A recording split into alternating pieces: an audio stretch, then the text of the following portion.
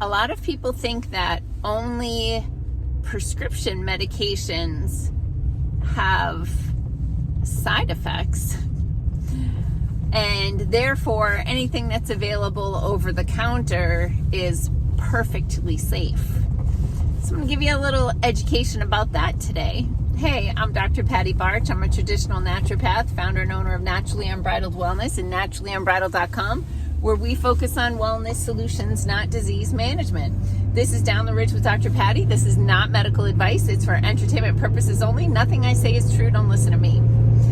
Yeah, so it's Saturday. I'm on my way into the office, and I decided I would do a video today. There were a couple days last week that I actually did record the videos, but I decided not to post them because I was so crabby.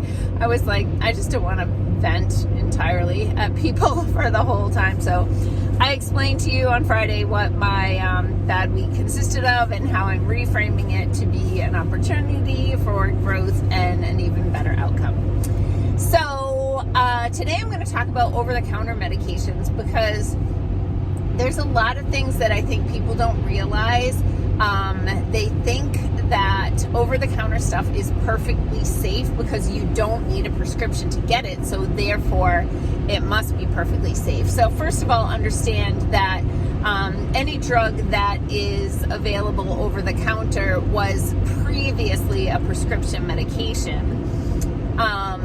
And that over time they no doubt went out of patent, right? So anybody could make it generically. So then they're looking at selling more volume rather than precision, which, you know, it is what it is. But anyway, these drugs, you can just go into the pharmacy or Target or whatever and just buy them over the counter, and people think they're fine. And so I'm kind of fascinated a lot of the times when people come into my office and every day they're taking Zyrtec or every day they're taking Tylenol PM, but they're not taking a vitamin. So let me just say that there are certain things in pill form that your body needs, and there are certain things in pill form that it doesn't have a need for. But I wanted to just talk about basically Tylenol PM today. So and that would also include the two components of that over-the-counter medication. The Tylenol part is acetaminophen, and the PM part is actually Benadryl or diphenhydramine. So people think Tylenol is super safe, and I'm gonna talk just about Tylenol right now, but trust me when I tell you that Advil, Motrin, naproxen, like all of those also have their problems. Okay, I'm just being specific about these. So Tylenol is known to be hepatotoxic or liver toxic, and excuse me, there's a lot of people who attempt suicide with Tylenol, and it works sometimes because it destroys the liver, amongst other things. But a lot of people don't realize that Tylenol can deplete your glutathione. Glutathione is something your body makes. It's known to be one of the most, if not the most powerful antioxidant. So antioxidants are neutralizers to free radicals, and free radicals are things that cause inflammation and disease. So you want to have high levels of glutathione in your body. And so think about, why are people taking Tylenol? They're taking Tylenol typically because they have pain, because it's an NSAIDs, NSAIDs, non-steroidal anti-inflammatory, okay? And so they're taking Tylenol because they have pain, but while they're doing it, they're depleting their own natural anti-inflammatory glutathione, and so therefore allowing more inflammation to happen. So, go ahead and take more Tylenol for that, okay?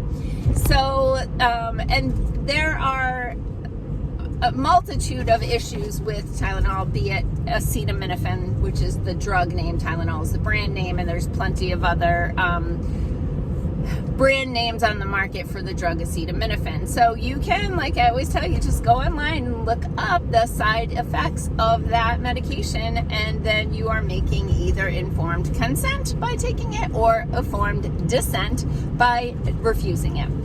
The second thing I want to talk about is the PM part. The PM part is for the Benadryl. Benadryl is an antihistamine. The drug name is diphenhydramine.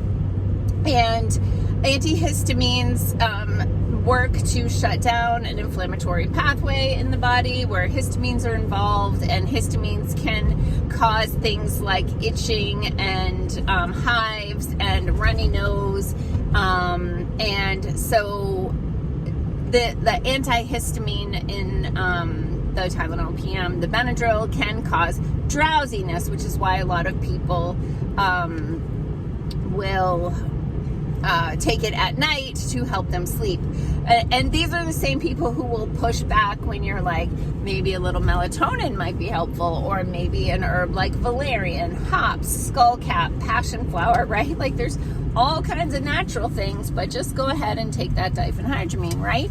Well, diphenhydramine is known to have a cumulative effect on dementia.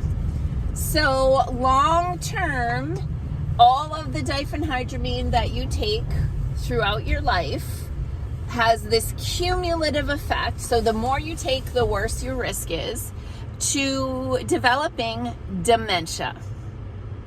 Okay? Those can be a problem. So just because it's over the counter doesn't mean it's perfectly safe. And the things that people tend to try to push back on, the natural things, probably have a much better safety profile, but because you can grow them in your backyard or, purchase them very inexpensively, there's word on the street that they're just not effective or not good for you. So that's just a little bit of information. I am going to talk in another video about some detrimental effects of certain antibiotics also. So like, subscribe, follow, share, comment, all the things. So peace out, peeps. Have a healthy day. Make healthy choices.